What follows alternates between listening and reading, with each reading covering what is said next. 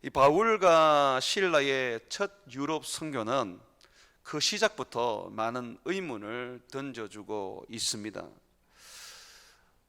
빌립보에서 바울과 실라가 선교할 때는 그 선교의 활동이 우리의 상식을 깨트리는 부분이 참 많습니다.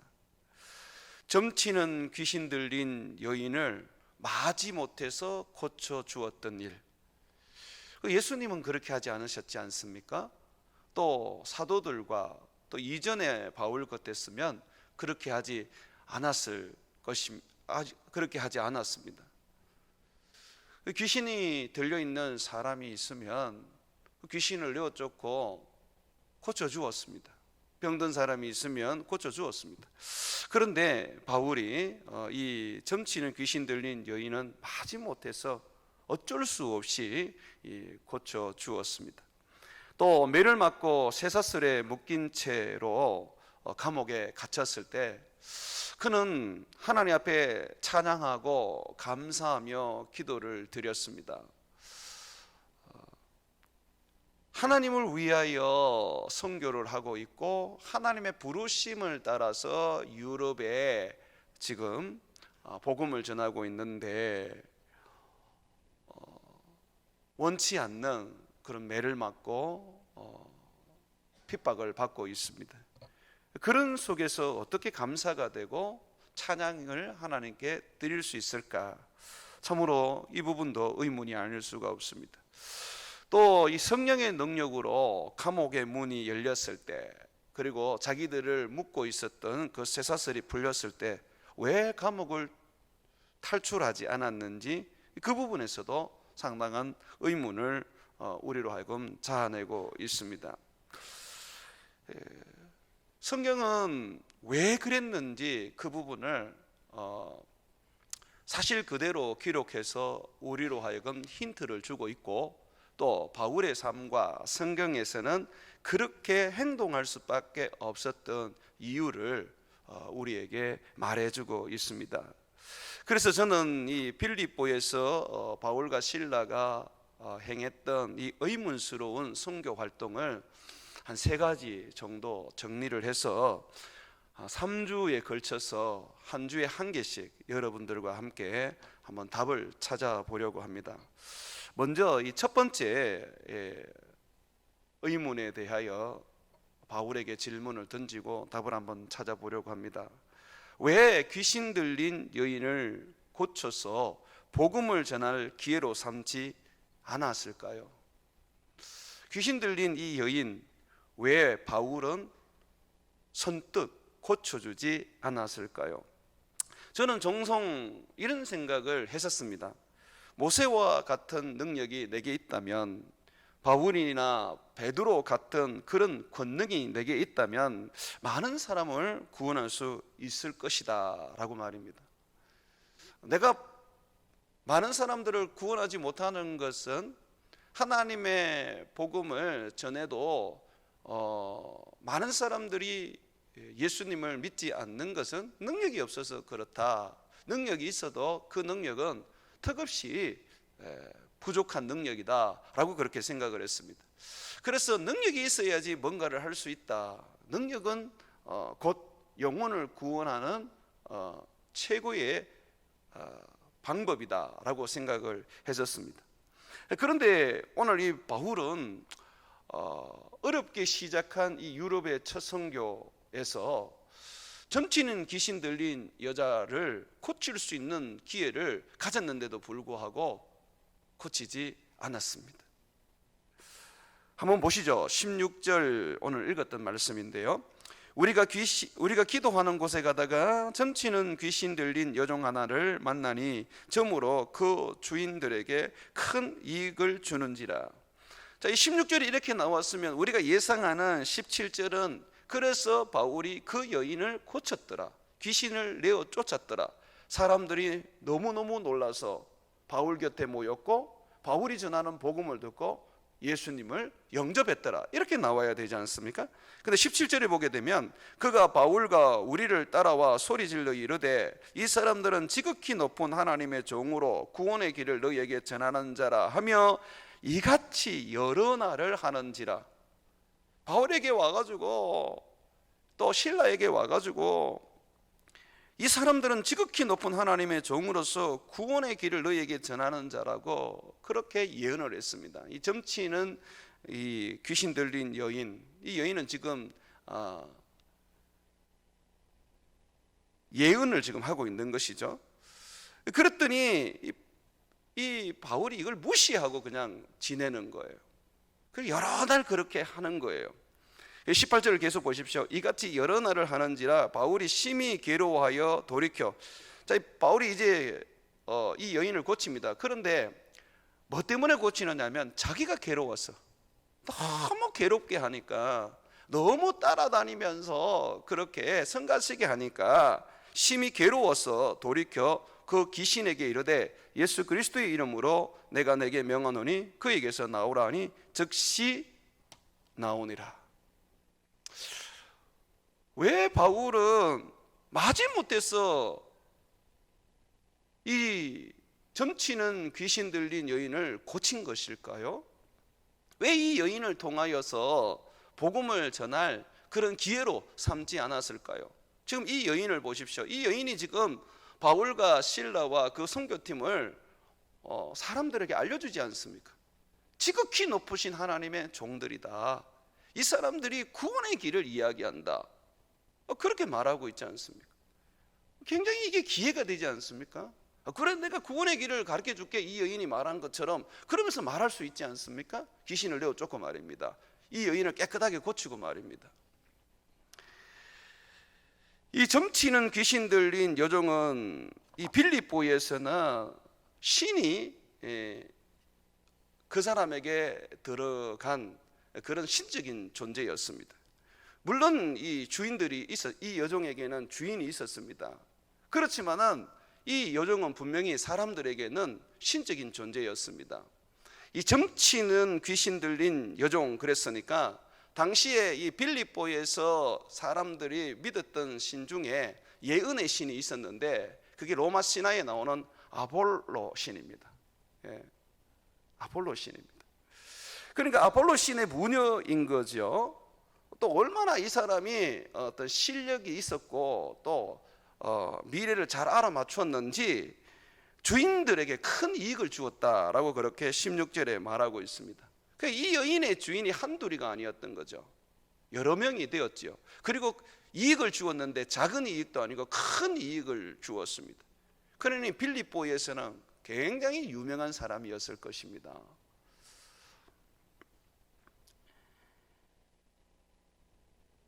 또 이 사람을 지금 바울이 피하는 것입니다.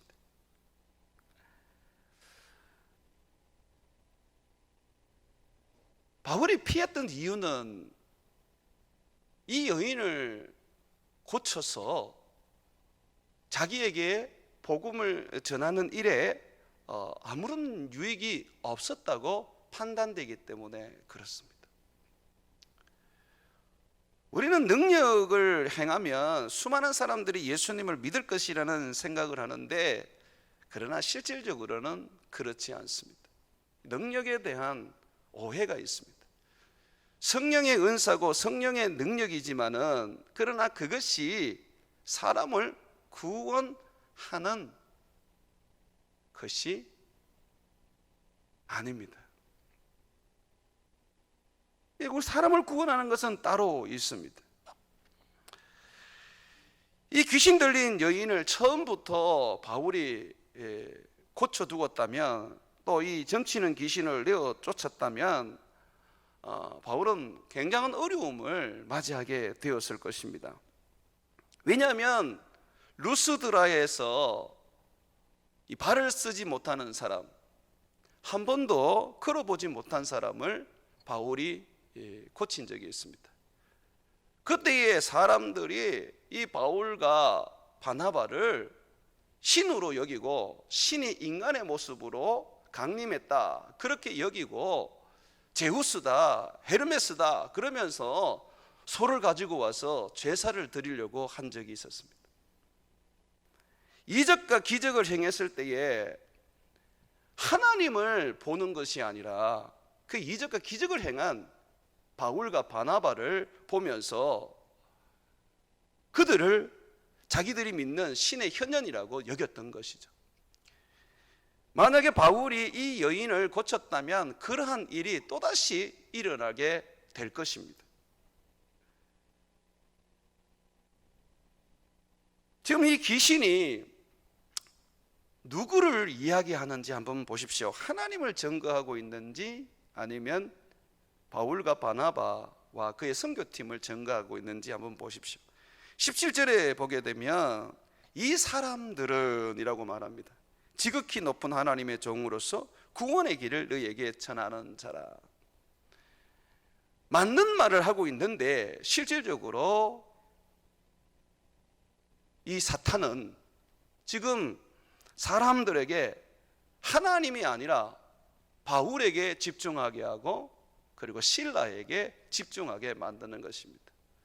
여기에 바울이 빠져들고 싶지 않았던 것입니다. 많은 분들이 성령의 은사를 가지고 능력을 가지고 싶어 하는 부분이 하나님을 사람들에게 알려주고 복음을 전해야겠다는 명분을 가지고 있지만 실질적으로 보면 자기를 세우고 자기를 사람들에게 드러내고 자기를 사람들과 다르다는 것을 보여주기 위한 것으로 사용합니다. 그래서 하나님이 주신 은사와 능력은 실질적으로 하나님의 나라를 위하여 아름답게 쓰여지는 도구가 되지 않고 자기를 망치는 무서운 도구로 전락하게 되는 것이죠. 많은 목사님들이 그랬어요. 능력을 받은 사람들이 그랬어요. 한국의 역사를 돌아보면 그래요. 부흥사라는 사람들, 이적과 기적을 행했다는 사람들, 그 사람들 지금 다 어디에 있습니까?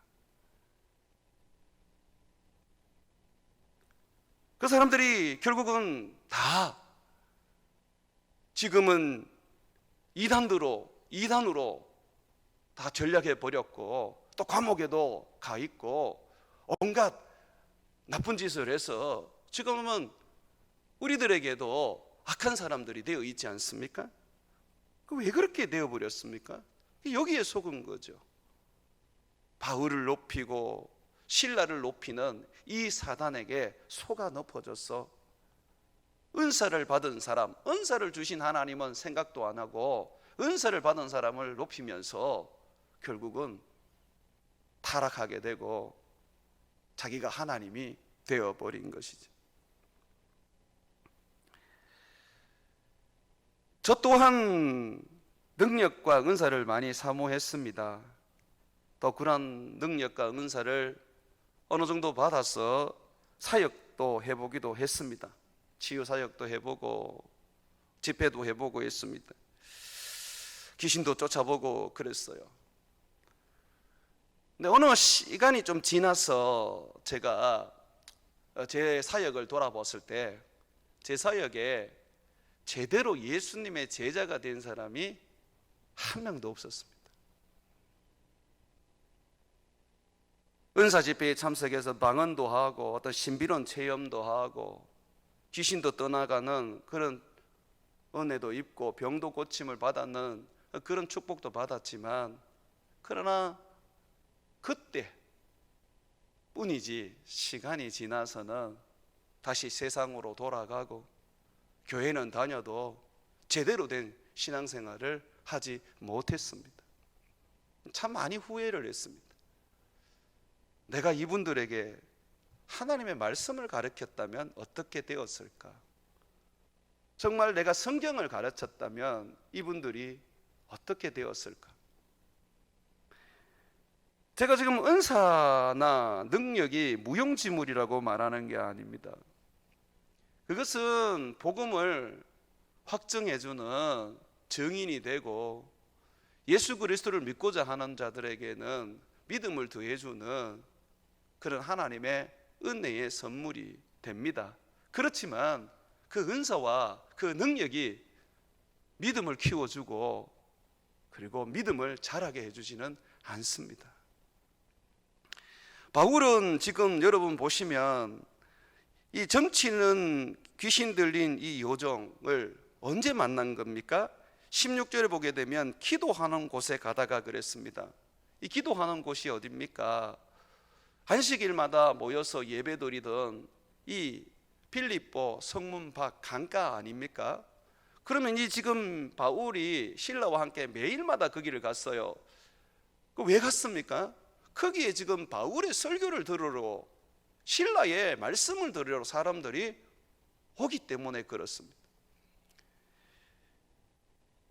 바울은 귀신을 쫓는 것이 그의 주된 사역이 아니라는 걸 알고 있었습니다. 그의 주된 사역은, 하나님이 주신 그의 부르심은 예수 그리스도의 십자가의 복음을 전하는 거였습니다. 성경을 가르치는 것이었습니다. 그 성경을 가르치고 복음을 전하는 중에 하나님이 또한 믿음을 더하시기 위하여 이적을 행하기도 하시고 병도 고치기도 하시고 귀신도 나가게 해 주시는 것이죠. 바울은 결코 있지 않습니까? 복음 전하는 일보다 다른 일을 우선하지 않았습니다. 오늘 우리 교회가 이러한 부분에서 교훈을 받아야 합니다. 교회의 가장 우선적인 목적은 하나님을 예배하고 하나님의 말씀을 가르쳐서 제자를 만드는 것입니다. 은사를 행하고 이적을 드러내는 것이 우선적인 게 아닙니다.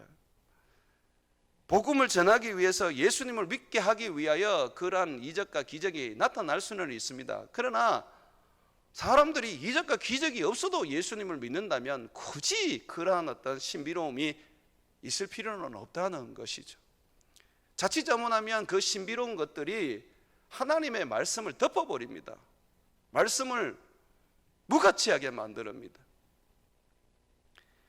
실질적으로 성경을 아무리 봐도 은사 집회라는 것은 존재하지 않습니다.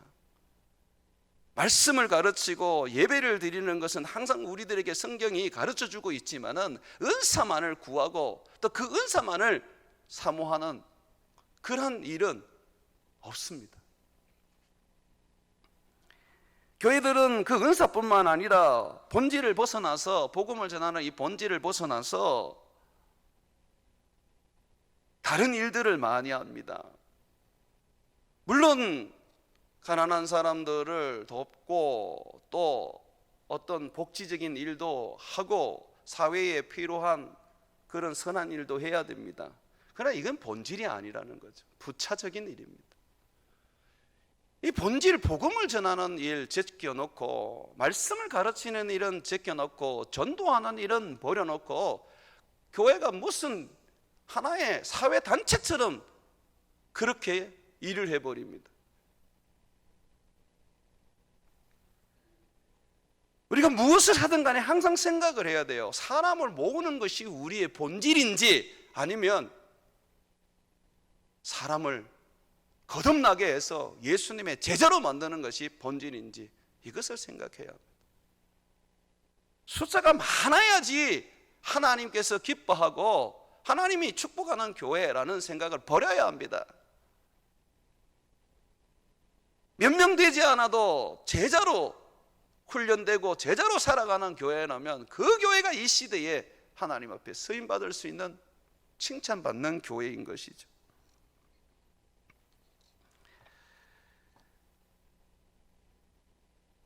바울이 만약에 권능을 사용했다면 이 귀신이 바울에게 집중시켰을 뿐만 아니라 또 다른 한편으로는 바울로 하여금 사람들의 원망과 원성을 듣게 했을 것입니다. 실질적으로 지금 그 일이 일어났습니다. 이 귀신 들린 여인을 고치면서 지금 이 여인이 예수님을 믿었다 이런 게 성경에 안 나옵니다. 이 여인이 하도 괴롭게 하니까 지금 귀신을 내어 쫓은 것입니다. 그런데 이 일로 인해서 더 이상 기도하는 곳에 가서 복음을 전하고 가르치는 일을 할 수가 없게 되어버렸습니다. 한번 보시죠. 19절 말씀입니다. 요종의 주인들은 자기 수익의 소망이 끊어진 것을 보고 바울과 실라를 붙잡아 장터로 관리들에게 끌어갔다가 상관들 앞에 데리고 가서 말하되, 여기서 상관은 필립보의 두 집행관일 것입니다. 이 도시마다 이 집행관이 두 사람이 있었는데 재판도 하고 그 도시를 이제 치안도 유지를 하고 하는 그런 직책을 가지고 있습니다. 이 사람들에게 이제 데리고 가서 말하는데 뭐라 그러냐면, 이 사람들이 이제 바울과 실라가 유대인인데 우리 성을 심히 요란하게 하여 이 점치는 그 귀신을 쫓아내면서 난리가 나는 것 같아요. 아볼로 신을 모시고 있는 이 무녀였는데, 신이 이 강림했던 여인이었는데 이 여인을 평범한 사람으로 만들어 놨으니까 이제 난리가 난 것입니다. 우리 그때쯤은 와, 정말 하나님은 대단한 능력이셔, 이렇게 우리가 반응했을 텐데, 지금 이 여종의 주인들이나 또는 사람들의 그 빌립보 사람들의 반응은 정반대였습니다. 신을 노엽게서 마치 이 여인에게서 떠나가게 만든 것처럼 말합니다. 결코 자기들이 섬기는 신이 그게 귀신인 걸 모릅니다. 여종에게 들어가서 예언하는 것이 아볼로라고 생각하지 그게 귀신이라는 걸 모른단 말이죠. 그러니까 예수 이름으로 쫓아냈을 때에 무슨 생각을 하느냐면 신을 노엽게 해서 그 신을 떠나게 만들었다고 생각하는 겁니다. 그래서 그렇게 말하고 있죠. 21절, 로마 사람인 우리가 받지도 못하고 행하지도 못할 풍습을 전한다 하거늘, 이 잘못된 어떤 풍속을 지금 함으로써 신이 지금 떠나간 것이죠. 그때에 이 무리들이 일제히 22절 보십시오. 일어나 고발하고 이제 폭동이 막 일어나는 것처럼 이렇게 지금 막 난리가 난 것입니다. 그때에 이제 상관들이 옷을 찢어 벗기고 매로 치라 하면서 이제 바울과 실라를 징벌을 하는 것입니다.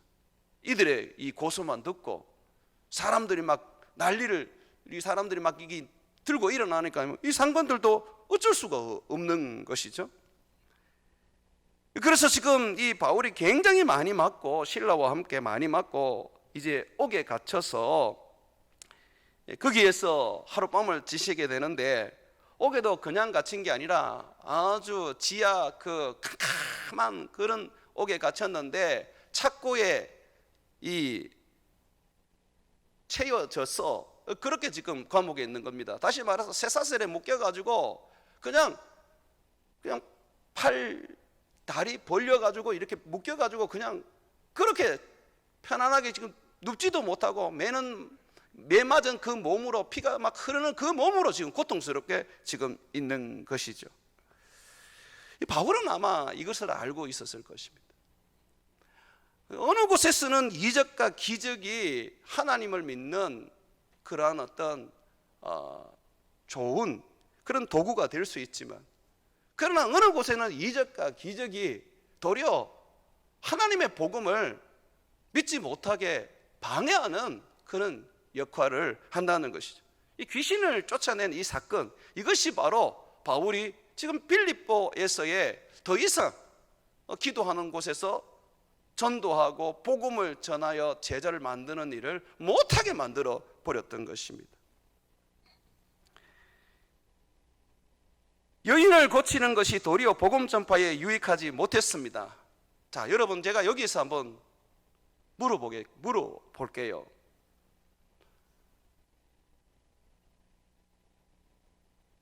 귀신 들린 이 여인을 고치는 것이 우선입니까? 아니면 복음을 전하여 영혼을 구원하는 것이 우선입니까? 사람을 살리는 일이라 그럴 때에 도대체 뭘 살리는 것입니까? 먹고 사는 것이 우선입니까? 아니면 예수 믿고 하나님의 자녀가 되는 것이 우선입니까? 병 고치는 게 우선입니까? 아니면 하나님을 믿고 영혼의 구원을 얻어서 영혼의 병을 고치는 것이 우선입니까?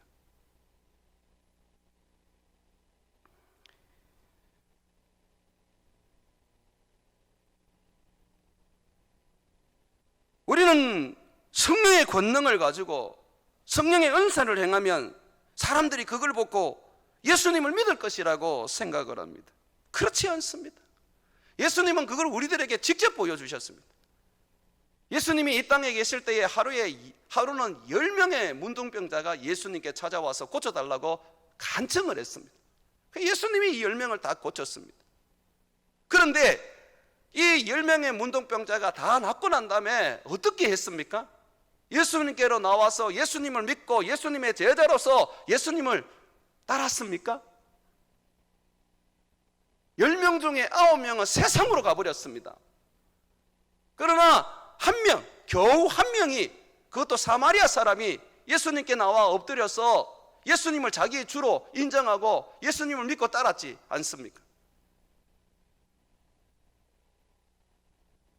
예수님께서는 또한 베세다, 고라신, 그리고 가버나움에 이적과 기적을 정말 많이 행하셨습니다. 그런데 가장 회개하지 않고 믿지 않았던 곳이 바로 이 베세다, 고라신, 그리고 가버나움이었습니다. 그래서 예수님께서 엄하게 책망을 하셨어요. 누가복음 10장 13절과 15절에 보게 되면 화 있을진저 고라시나, 예수님의 말씀입니다. 화 있을진저 베세다야, 너에게 행한 모든 권능을 두로와 시돈에게 행하였더라면, 이방 나라입니다.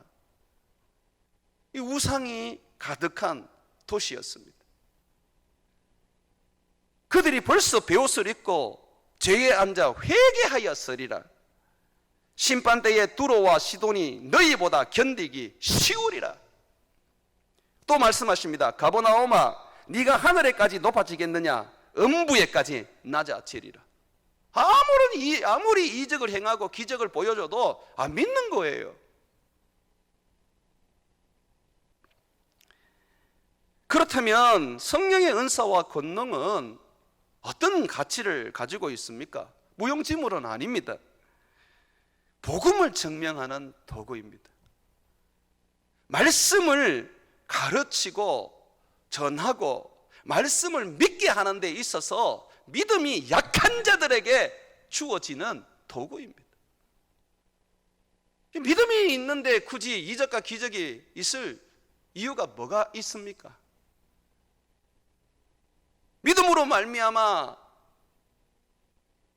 죽은 자도 살리고 없는 것도 있게 만드는 사람들이 우리인데, 굳이 이 이적과 기적을 가지고 어떤 하나님께서 그 일을 하실 이유가 뭐 있습니까? 히브리서 2장 3절과 4절에 보게 되면 이 구원은 처음에 주로 말씀하신 바요 들은 자들이 우리에게 확증한 바니, 하나님도 표적들과 기사들과 여러 가지 능력과 및 자기의 뜻을 따라 성령에 나누어 주신 것으로서, 이 성령의 능력과 은사를 말하는 거죠.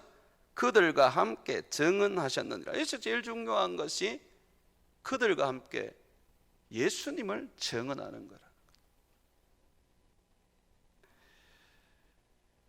어느 교장 선생님이 누군가의 전도를 받고 교회를 처음 나가게 되었습니다. 이 복음을 이렇게 들었을 때 십자가의 그 예수님이 자기에게는 신기하기도 하고, 그러면서도 믿어지는 것 같기도 하고 믿어지지 않는 것 같기도 하고 그랬다는 것입니다. 그런데 이분이 기도 시간에 기도를 하는데 자기도 모르게 방언을 하게 되었어요. 처음으로 겪는 신비로운 은사였던 것이죠. 이분이 이제 그 신비로운 은사를 이제 체험하고 난 다음에, 이 하나님이 계시는구나, 십자가의 복음이 진짜구나 하고 확증을 한 것이죠. 그때부터 이분이 이제 예수님을 믿게 되었던 것입니다. 잘 믿었어요. 열심히 믿었어요. 그런데 어떤 일로 인해서 시험에 들게 되었습니다. 그러고 난 다음에 그 길로 교회를 떠나서 지금까지도 교회를 나오지 않습니다. 하나님을 믿는데요. 왜 그랬느냐, 이렇게 제가 그 이야기를 들어보면, 그분은 방언을 받고 난 다음에 그게 전부인 줄 알고 거기에 의존했던 것이죠. 말씀을 배우고 제자로서의 그런 어떤 훈련을 해가면서 하나님의 말씀을 더했다면 이 사람은 이렇게 되지 않았을 것인데 말입니다. 우리 주위에 그게 많지 않습니까? 전도해보면 그렇게 얘기하잖아요. 나도 젊었을 때 방언해봤다. 나도 용몽산 가가지고 예언해봤다. 나도 신비로운 거 체험해봤다. 그렇게 얘기죠. 그런데 뭐 별거 없더라 이렇게 얘기합니다. 그때는 좋았지만 지나 보니까 별거 없더라. 왜 그런 얘기를 합니까? 그들의 믿음을 세워주고 그들로 하여금 그리스도를 붙잡고 살아가게 하는 것이 은사가 아니라 말씀이기 때문에 그렇습니다. 말씀이 없었지요. 대한민국에 그 이전에 그랬지 않습니까? 여러분들의 그 젊었을 때 정말 성령의 은사가 많이 일어났잖아요. 그렇지만 말씀이 너무 빈약했지 않습니까? 기도는 열심히 하는데 이 성경을 가르치는 사람이 별로 없었습니다. 그래서 설교가 거의 대부분 그냥 간증이었습니다. 간증. 이런 체험했다, 이런 체험했다, 와 하고 그냥 그렇게 끝나버렸었어요. 그것이 시간이 지나면서 나중에는 그냥 믿음을 떠나버리게 만들었습니다. 말씀이 없으니까. 정말 최고의 능력이 뭔지 아십니까? 귀신을 쫓아내는 것이 최고의 능력이 아닙니다. 최고의 능력은 그리스도의 말씀입니다. 고린도전서 1장 18절에 보게 되면 십자가의 도가 멸망하는 자에게는 미련한 것이요 구원받는 우리에게는 하나님의 능력이라고 말하고 있습니다. 뭐가 능력입니까? 십자가입니다. 내가 그 십자가를 붙잡고 내가 그 십자가를 의지하고 내가 그 십자가를, 예수님의 십자가를 온전히 믿고 있다면 우리는 기적이 일어나지 않아도, 능력이 나타나지 않아도 문제가 되지 않습니다. 우리가 전도할 때에 복음을 듣고 믿는다면 굳이 어떤 이적과 기적과 그런 신비로운 것들이 일어날 필요가 없지 않습니까? 바울은 오늘 점치는 귀신 들린 여인을 마지못해 쫓아주는 이 참 의문스러운 이 일을 통하여 우리에게 답을 던져주고 있습니다. 뭘 던져주고 있습니까? 귀신을 쫓아내는 것이 내 사역의 우선이 아니다. 내 사역은 복음을 전하는 것이다. 성경을 가르쳐서 그리스도의 제자를 만드는 것이다. 하나님의 능력은 십자가의 도다라고 말하고 있는 것이죠. 사랑하는 여러분, 우리는 매 예배 때마다 하나님의 말씀을 듣습니다. 그리고 또한 집에 성경을 두세 권은 가지고 있습니다. 말씀을 늘 가까이 두고 있는 사람들이죠. 인터넷만 열면 언제든지 말씀을 들을 수 있습니다. 자, 그럼에도 불구하고 이것이 능력이라는 생각을 못 가지고 있습니다. 어쩌보면 이 말씀은 그저 하찮게 여겨지고 신비로운 은사를 구하고 능력을 구하고 기적을 구하고 그것이 있으면 뭔가 더 특별하게 될 것이라고 생각하고 있습니다. 오늘 바울이 우리에게 보여주고 있습니다. 아니다. 결코 그 능력과 그 권능이 너희가 생각하는 것처럼 너희 자녀를 살릴 수 없고 너희 인생을 주님께로 이끌지 못한다. 말씀이 안 되는 걸 어떻게 성령의 능력이 하겠느냐라고 말하는 것입니다. 자녀들을 말씀을 가르쳐야지. 하나님, 저 아이들이 영적 체험을 하게 해주세요. 저 아이들이 어떤 신비로운 것들을 경험하게 해주세요. 방언이라도 한 자락 하게 해주십시오. 그러면 그게 좋은 생각이십니다. 그러나 그게 본질이 아닙니다. 말씀을 깨닫고 믿어버리면 어떤 능력이 없어도, 어떤 권능이 없어도 말씀이, 그가 믿는 말씀이 그를 그리스도 안에서 온전히 세우고 든든하게 붙잡아서 하나님 안에 살게 해 줄 것입니다. 그러므로 말씀이 흥하여 세력을 얻을 수 있는 여러분의 가정이 되어야 하고 우리 교회가 되어야 하고 우리 민족이 되어야 하는 것입니다. 이적과 기적이 필요 없다는 게 아닙니다.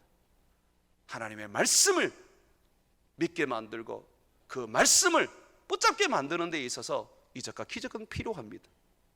그렇기 때문에 능력은 말씀의 신여에 불과할 뿐입니다. 그러나 말씀 붙잡고 그리스도의 십자가의 복음 붙잡고 여러분의 믿음을 더 세워나가기를 예수 그리스도 이름으로 축원을 드립니다.